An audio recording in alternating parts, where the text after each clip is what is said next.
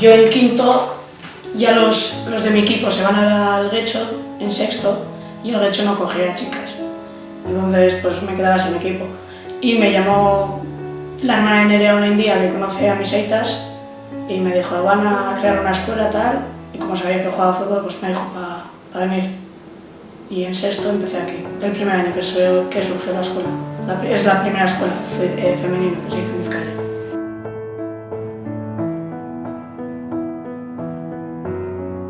Hasi nintzenetik hemen ona asko aldatu da, adibidez gu jolasten genuenean ez bakarrik ni ahalegina izaten baizik eta regional mailan guk entrenatzen genuen edozein janzkerarekin ekartzen genuena etxetik.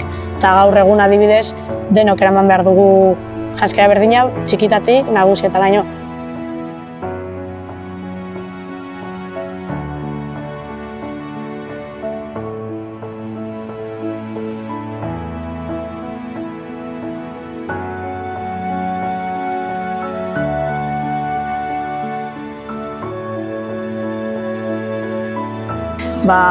Momenturik hoberena ziur aski igo ginenean regionaletik Liga Baskara. Bebai gero urte bat beranduago bebai igo ginen Liga Baskatik bigarren mailara, baina regional mailatik Liga Baskara izan zen itxeraz. Izan zen bilatzen genuen helburua 3 urte lehenago eta maila geneukan han egoteko.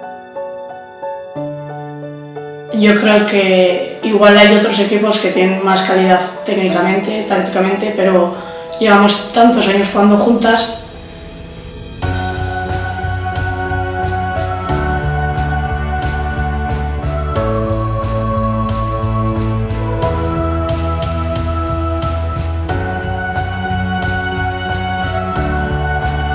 Que esa unión, ese grupo ha hecho que todos rememos para el mismo lado y se consiga el ascenso.